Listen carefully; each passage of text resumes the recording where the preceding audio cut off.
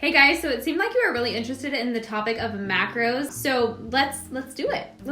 Sorry if this ends up being really long or multiple parts. It's just there's a lot of information that I wrote down, and I may be glancing at my notes periodically. It's just so I don't forget anything, and I'm presenting the information in the best way I possibly can, but I'm not like looking away from you. So the reason I'm talking about this is because most women come in and start implementing fully nourished principles or implementing pro-metabolic principles and dive right in, feet first, head first, like they just like go ham. And so many of their symptoms tend to improve, specifically like just mental and emotional, like mood, energy. A lot of times women find that their symptoms are improving. But one of the things that tends to concern them is the safety weight or the healing pounds that we always talk about. And I think a lot of times safety weight or healing pounds are just a necessary part of the process. I don't think that this should be looked at as a negative thing, but I think sometimes even though we know it's going to happen or we are experiencing it happening, we think like, oh no, what do I do? Like I need to lose the weight. And I want to kind of break down what we can do if we feel like, oh no, we went too fast, which again, there's nothing wrong with going too fast. Many of us just need to do it that way. It's part of how we learn about our bodies and how we learn to actually be in tune with our bodies. Just like a child who's constantly testing their boundaries. If you never test the boundaries of your body, or you never are implementing things and then listening to your body's feedback, how are you ever going to learn your body and learn how to listen to your body? But one of the body changes and the safety weight often looks like what I like to call like adult baby syndrome, which a lot of times the minute we start eating enough is we just tend to store fat right around all of our vital organs. Our body is trying to hold on to fuel to make sure our vital organs are safe. And then over time, if you stick with it, a lot of times the fat starts to redistribute. It starts to go away from the midsection and sometimes into the hips or the breasts, into other areas of the body. So this is where the most hormonal changes tend to occur, because now our body is feeling safe enough to focus on other things other than survival. It has plenty of fuel in storage, it's getting enough fuel on a regular basis, and hormones will start to change and kind of be manipulated to focus on metabolism again. So, most of us are coming into this place where food is already a stressor. We're already super stressed about food. We're constantly thinking about what foods we need to restrict. Maybe we're actually struggling with an eating disorder,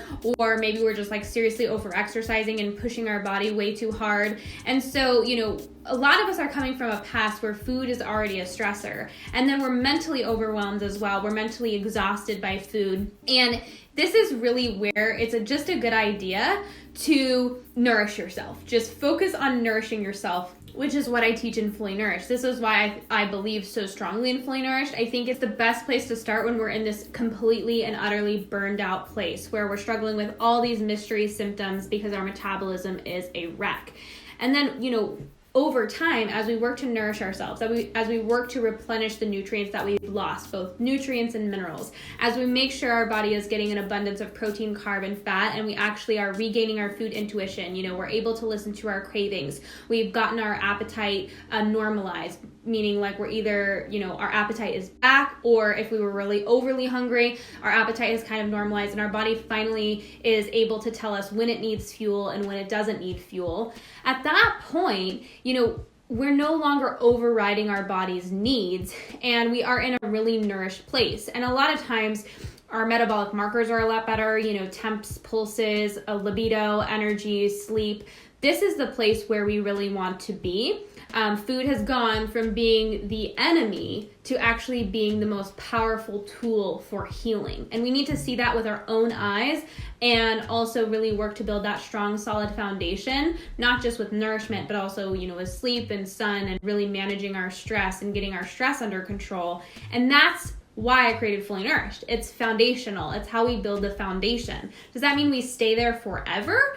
We don't necessarily have to, but we should build, as we build and work out what works best for our body, we should build from that place of nourishment, always keeping nourishment in mind, always keeping body honor in mind. And then this is the place where a lot of times we can actually count macros properly, using macronutrients more as minimums than maximums, making sure we're fueling enough rather than too much, and collecting this data to make sure our body is optimally loved and taken care of of, so it can actually meet the demands we're placing upon it, whatever that might be, whether that's pregnancy or breastfeeding or athletic training or a super stressful life in general. Like we're really making sure it's fueled to meet those demands.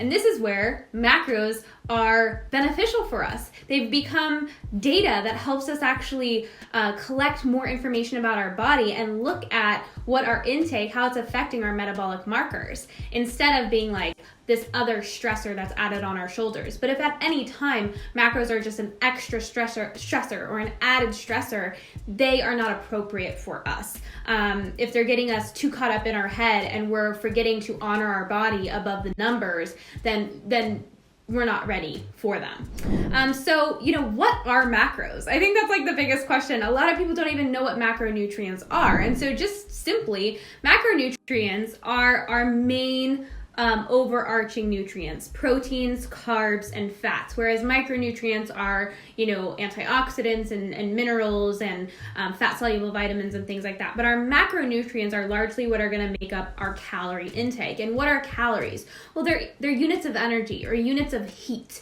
And that's kind of how scientists came up with calories, is they were looking at how much energy it took to create heat. And that's what we're trying to do, right? When we're upping our metabolism. And so, each macronutrient has a different job. Protein is made up of amino acids, and it really creates a lot of structure in the body. So this is going to come mostly from animal foods. High quality protein comes from animal foods, things like eggs and fish and dairy and muscle meats and organ meats and shellfish and things like that. Whereas carbohydrates are mostly made up of sugars, usually glucose, but there are other sugars involved. However, our body is always changing those sugars into glucose or storing them as glycogen, which is stored glucose. So carbohydrates are most of our cells' preferred source of energy. And then we have fats, which really help create the integrity of the cellular structure and create a lot of stability by helping us make hormones. And so, and hormones can really manipulate how we burn calories. Same with digestion, gut health, our micronutrient intake like minerals and fat-soluble vitamins and antioxidants. Those can all have an impact on how we're burning our overall calories that are coming from macronutrients. So that's what we need to remember is, yes, calories in, calories out is a thing, but how many calories we use as energy will really be determined by a lot of factors. And we can manipulate those factors in our environment, our sleep, our light, our stress, and then the types of foods we're eating, the quality of foods, chemicals and toxins all can affect how we utilize energy. And so, where macronutrients can really come in handy is, honestly, most women can benefit with seeing visually and really understanding like how many nutrients and macronutrients their food contains, so that they can empower and eyeball things in an empowered way. Most women are chronically under eating unintentionally. Some of them are intentionally doing it, but a lot of you are unintentionally under eating, and you have no idea how to eyeball 30 grams of protein that comes from chicken or a piece of steak. And so this is where a lot of women can benefit from the education that tracking macros provides. And honestly, the biggest mistakes I see are just women are surprised with how little that they're eating. A lot of women are eating way too little protein, which is slowing down their metabolism. They're eating either way too little carbs, or they're eating way too much carbs in a meal without balancing it with enough protein and fat. And then a lot of women are just eating way too much fat, especially women coming from like a low carb or a keto background that were just like going ham with the fat. So what are the first steps to counting macros? Well, the first thing is buying a food scale. And before you're like, oh my gosh, you track and measure your food, you recommend I weigh my food. Is it necessary? No. However, get real with yourself.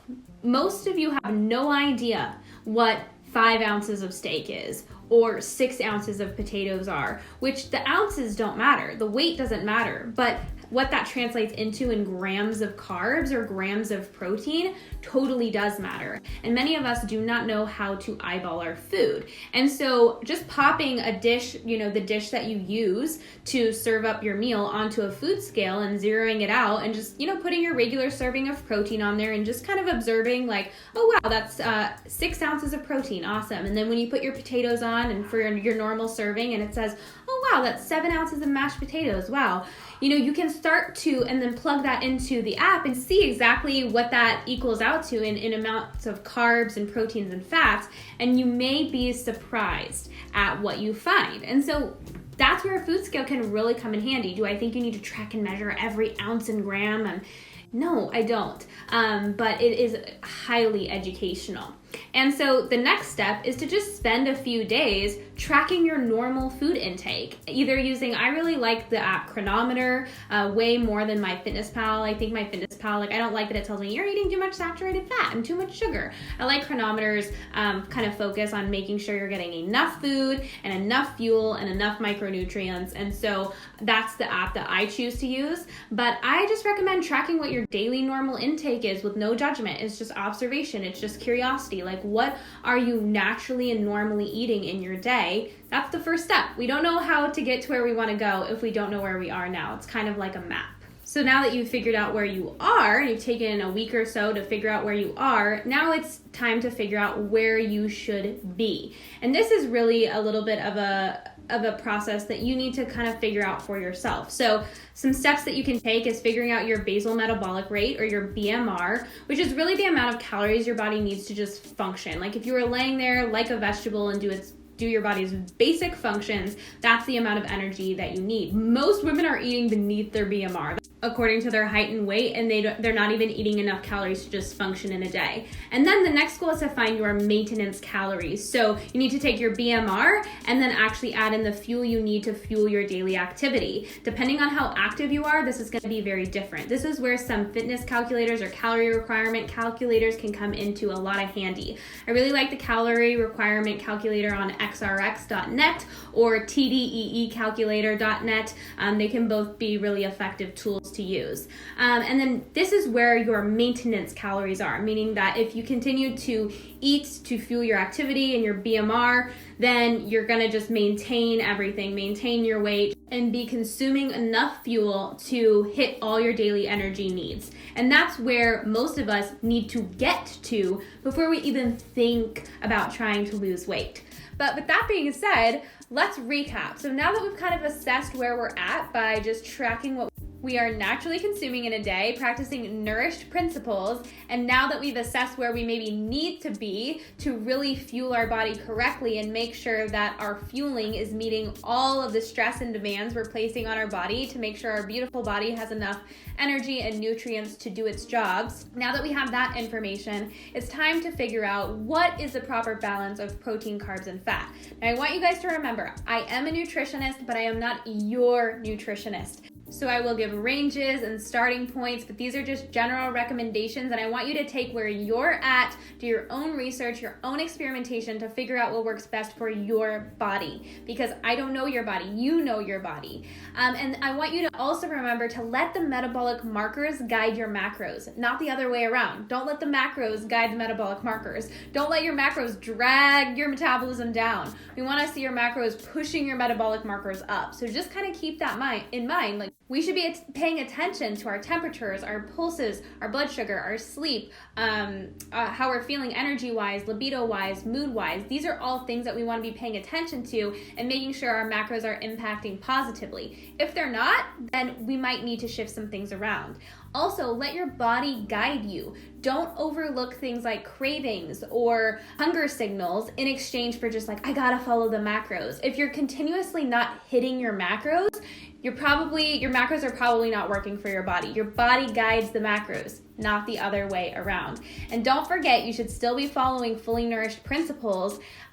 You still need to be manipulating your hormones to work for you and use the macros or use the energy you're intaking properly. Your hormones will impact that. And so this is why we want to really, really strategically manage our blood sugar by eating in intervals of every 3 to 4 hours and spreading our macros evenly throughout the course of the day so our blood sugar maintains a really, really good steady balance. And we're not grazing constantly. We want to make sure we're eating designated meals and snacks and not continuously grazing throughout the day. So let's talk about protein first, because it is the most metabolically active nutrient. For every 100 calories from protein we eat, we actually burn 25 calories breaking the protein down. So it's one of the most metabolically active macronutrients. And we have to remember, just keep in the back of your mind, there is 4 calories or 4 units of energy per every 1 gram of protein. So just kind of keep that in the back of your mind as we talk about this. So protein is going to increase your metabolism quite a bit, but our digestive health is greatly going to impact how we digest and break down the amino acids found in protein. So a lot of people with gut issues are going to need to eat a little bit more because they're not digesting and absorbing as much as somebody that maybe has better digestion. So that's really something to keep in mind. We do not need more than about 25 to 30 grams of protein at a time because we really won't use all of that protein. It won't really go to use, but some people might find they're consuming a little bit more than that at some meals and snacks, which is okay, but it's better to make sure it's evenly spread throughout the day between your meals and snacks so you're making the most use of it. And we really can't effectively use more than 2 to 2.5 grams of protein per kilogram of body weight. So that would be, I wrote it down, for a 150-pound woman, which is around 68 kilograms, she really couldn't use any more than 170 grams of protein per day. Kind of keep that in mind. There's really a limit to protein.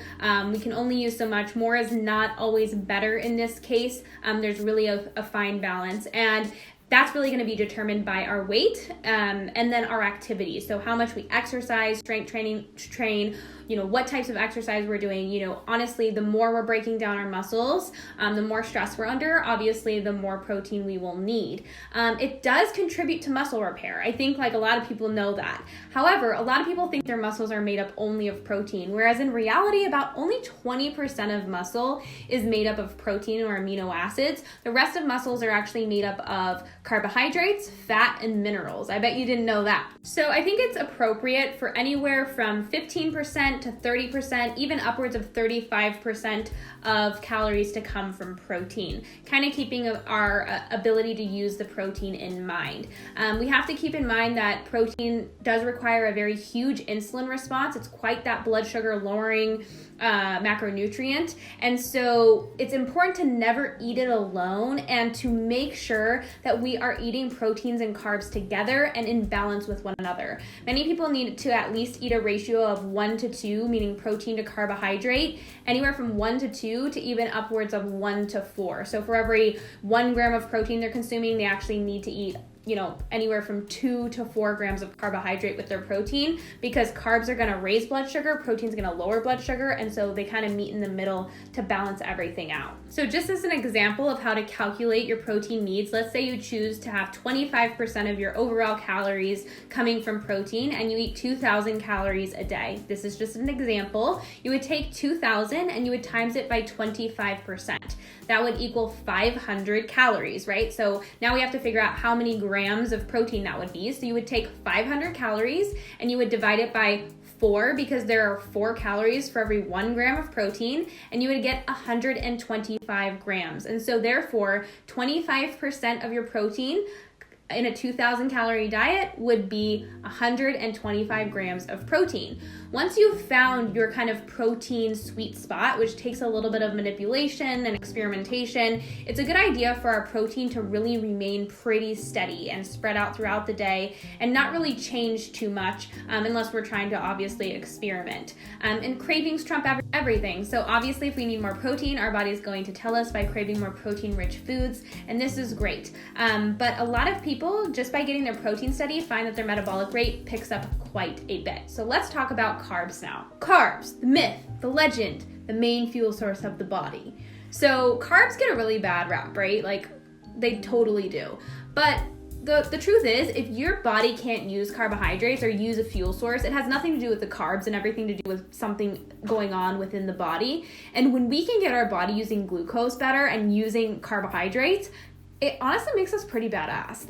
We will feel so much better and be so much more resilient to stress. So a lot of people that are having trouble with carbohydrates are eating them out of context. They're either eating way too many carbs in ratio with protein and fat, they're not getting enough protein, they're not eating the right types of fats or the right type of carbohydrate. But we're not going to talk about that exactly today. I talk about that a lot on my page.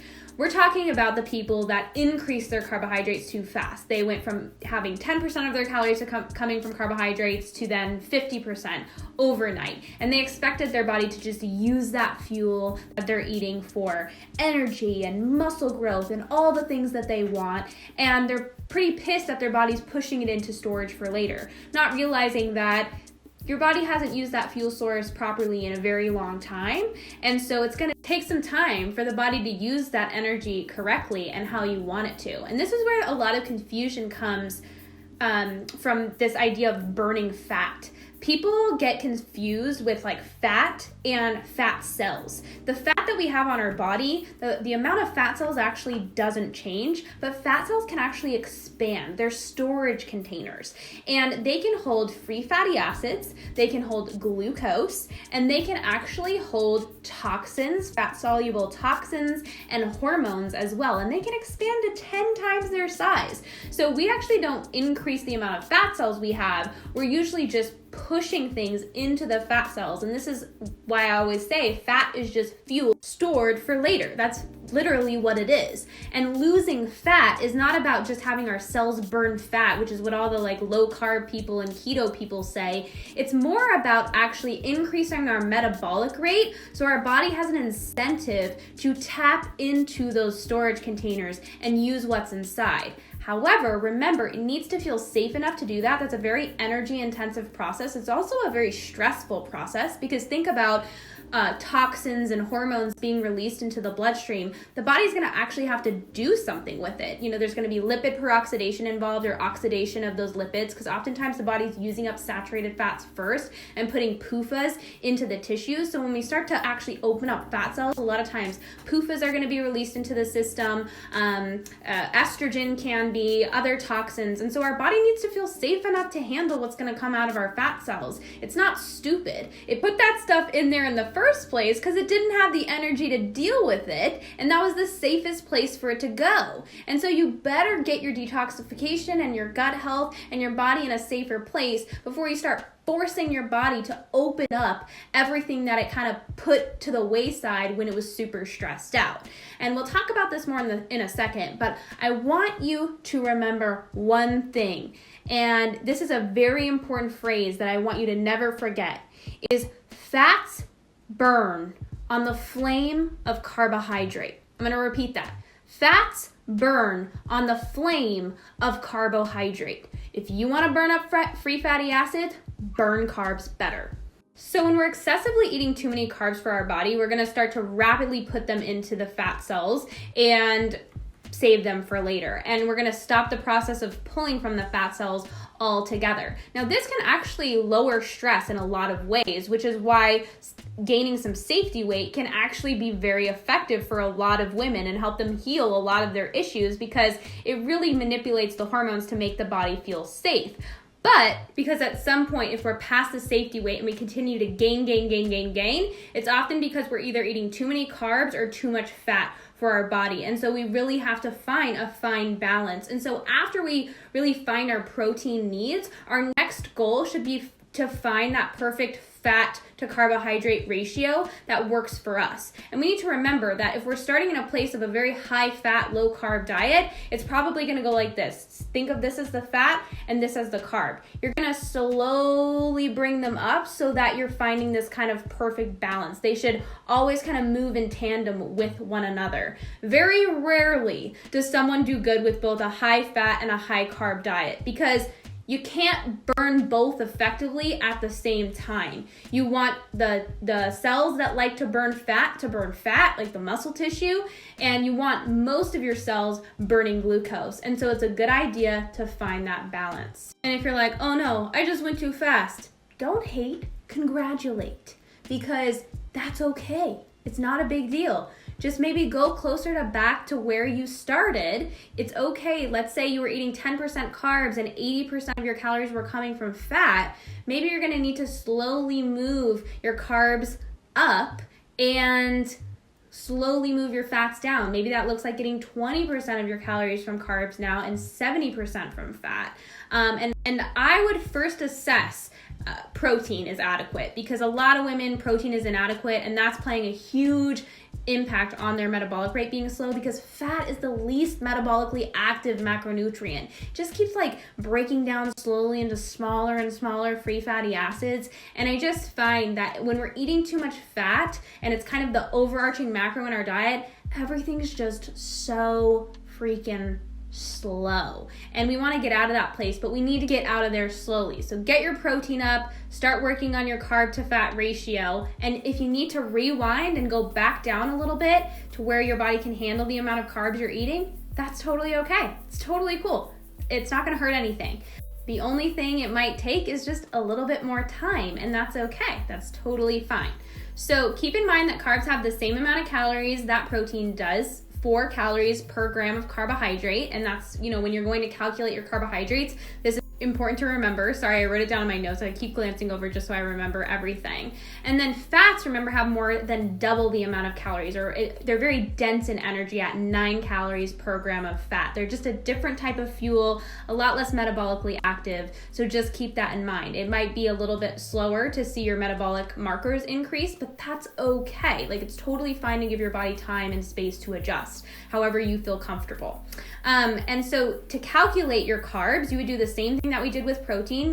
We're using our example of 2,000 calories, and let's say you've chosen to get 30% of your calories from carbohydrates, which I think is a bit low, but again, if you're morphing from a very low carb diet to a little bit more high carb diet, like, you would slowly do it. So 2,000 times 30% equals 600 calories from carbohydrate, and then you would divide that by 4, and you would get 150 grams of carbs.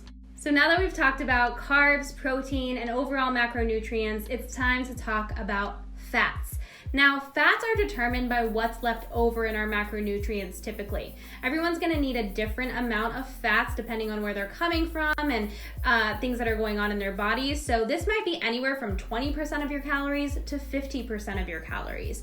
And this will really change as your metabolism shifts and increases. You might need to periodically check in and see if this amount of fat is still working for you, or if you may need a little bit of a lower fat and a higher carb. I think a lot of times our body starts to tell us like something's not working, and if we're not tracking these things or periodically checking in with these things, then we have no idea what we can go ahead and change. And so I think that's important to know, like, as our body begins to burn carbs better, we may need a little less fats and a little more carbs, and slowly move those fats down and those carbs up. That's just kind of how it goes. But I want to preface this by saying fats are not bad. We need to listen to our cravings for fat. We need fat. We just need the right types of fat. And sometimes when we're limiting our fat a little bit, we need to be very much more intentional about where we're getting our fat sources from, less from oils, more towards real saturated fats.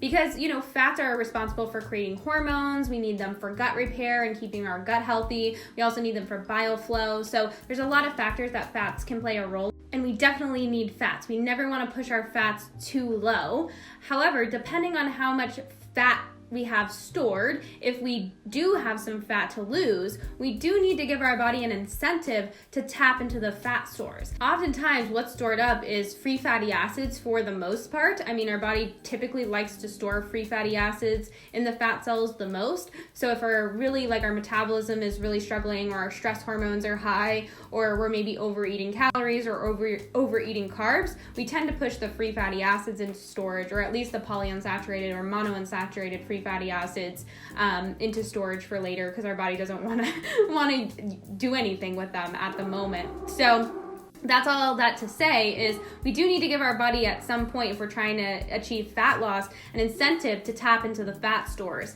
And this is why oftentimes like a high carb, high fat diet is not going to work for somebody. When I encourage people to increase their carbohydrates, I don't mean to increase their carbohydrates in addition to their super high fat diet. It's probably just going to lead to excessive weight gain, just because people who are eating a lot of fat don't realize how calorie and energy dense fat is. And it's just biology, but the more fats we're consuming, the less sugar we're going to be burning, and vice versa. The more carbs we're consuming, the less fat we're going to be burning. However, remember that fats burn on the fuel of carbohydrates, not the other way around. So to calculate our fats, it's simply like we did with both protein and carbs. It's just remember that there are 9 calories per gram of fat instead of 4. And so we would take our 2,000 calorie example and we would take the remaining percentages. So we had said 25% was coming from protein, 30% was coming from carbohydrate. And so that leaves us with 45% of our calories to come from fat. And so we would take 2,000, we would times it by 45%, and that would equal 900. And then we would divide 900 by 9 calories per gram, and that would actually equal 100 grams. And so we would take whatever's left over and calculate our fat from that. So that's the summary of protein, carbs, and fat, and how we kind of go about finding our protein, carb, and fat balance. Remember, it's going to be shifting as we heal our metabolism. We're going to probably need more carbs, maybe more protein if we add in strength training, and less fats over time. And I had a really good question come in yesterday on how do we burn fat if we're always providing sugar for fuel. So I hope I answered that a little bit in reminding you that free fatty acids burn on the fuel of carbohydrate, and if our body is burning carbohydrates well, our metabolic rate will be high and we'll be tapping into our storage containers.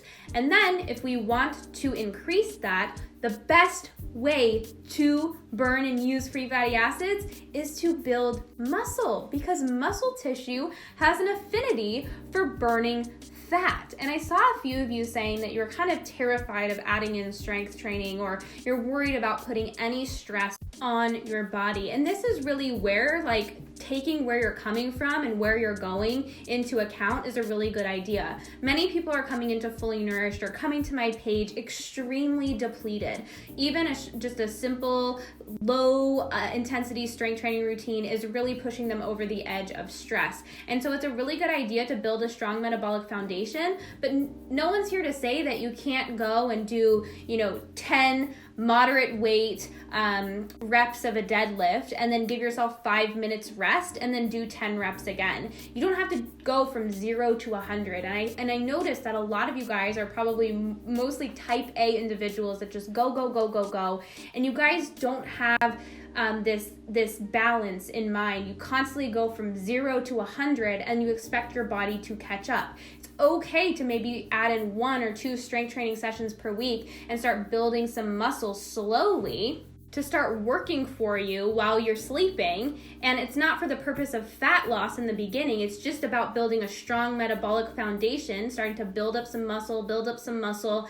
And so when you're ready and your metabolic markers are a lot better, you already have some muscle tissue to fall back on to help you burn up some free fatty acids. And most women, just with the addition of strength training and nourishing yourself properly, eating enough to build muscle and starting to build some muscle, start to rapidly see their body shifting and changing, because now their muscle tissue is eating up those free fatty acids. It's just keep in mind that muscle is a responsibility and you want to fuel for growth. You don't want to be pushing yourself too far into a deficit if you're in a stressed out place. I think that's the biggest mistake that most women make, is they're trying to immediately add in strength training for fat loss. It's okay to just add strength training in for muscle growth and strength.